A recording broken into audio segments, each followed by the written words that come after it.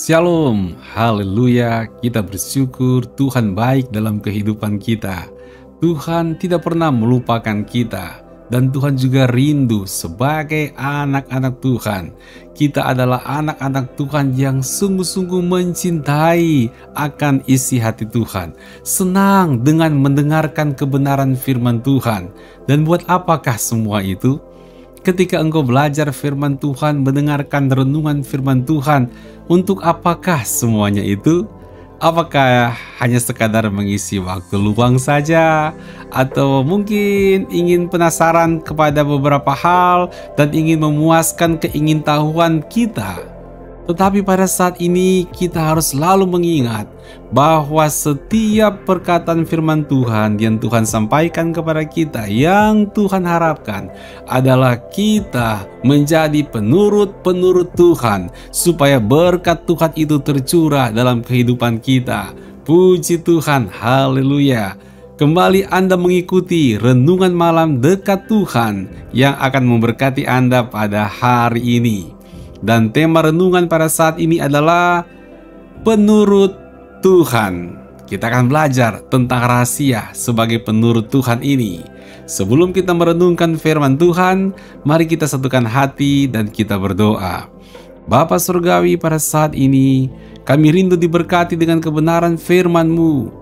Tuhan, berbicaralah kepada kami, kuatkan iman kami, jadilah kami sebagai penurut-penurut firman Tuhan di hadapan-Mu Tuhan. Terima kasih Bapa, dalam nama Tuhan Yesus, haleluya, amin. Puji Tuhan.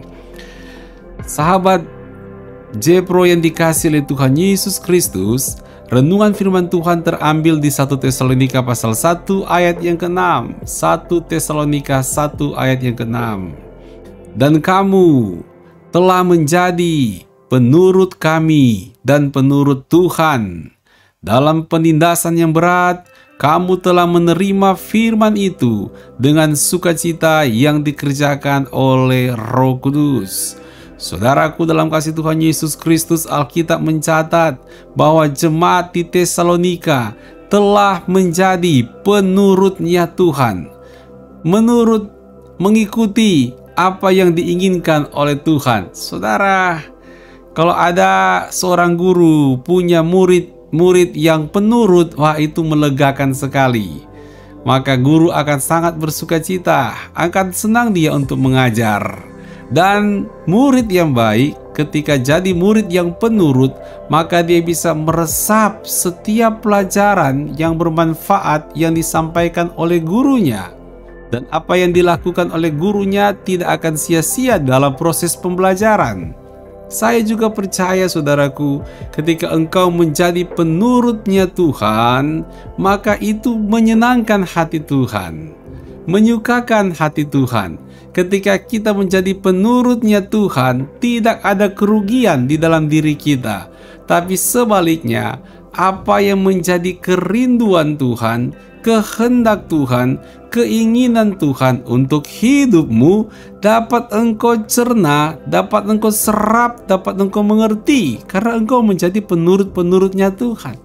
Mudah untuk engkau memahaminya, mudah juga untuk engkau melakukannya. Maka saya percaya kebaikan Tuhan akan menyertai kita. Apa sih lawan dari penurutnya Tuhan? Ya, lawannya pembangkang, saudara. Nah, bayangin saudaraku, kalau sikap orang yang pembangkang temannya pemberontak kepada Tuhan, apa jadinya kan? Bisa dibayangkan bukan? Tentu berkat akan menjauh di dalam kehidupannya. Nah saudara, pada saat ini dalam 1 Tesalonika pasal 1, kita akan belajar melihat apa saja tanda-tanda dari mereka yang sebagai penurutnya Tuhan. Apakah tanda dari para penurut Tuhan? Mari kita lihat. Kita bisa perhatikan saudaraku, mereka yang disebut sebagai penurutnya Tuhan adalah mereka yang mau menerima firman Tuhan dengan sukacita. Lihatlah 1 Tesalonika pasal 1 ayat 6b. Dalam penindasan yang berat, kamu telah menerima firman itu dengan sukacita yang dikerjakan oleh Roh Kudus.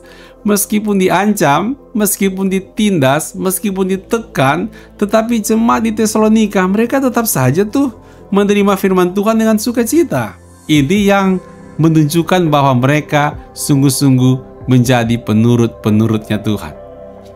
Jadi saudara, ketika kita berkata kita penurutnya Tuhan, tapi kita tidak bisa menerima firman Tuhan dengan sukacita, gimana coba?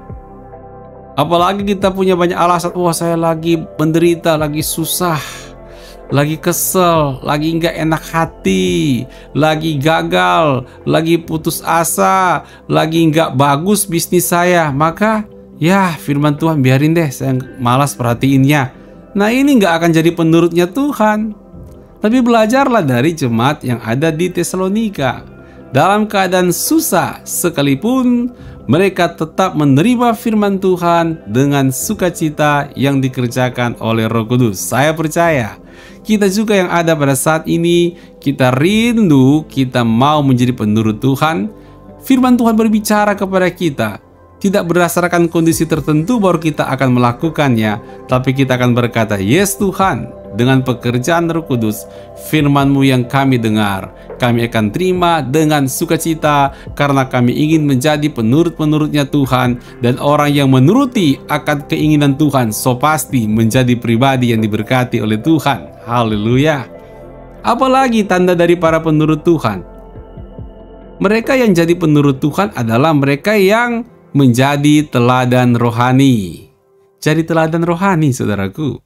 Kita lihat 1 Tesalonika 1 ayat 7.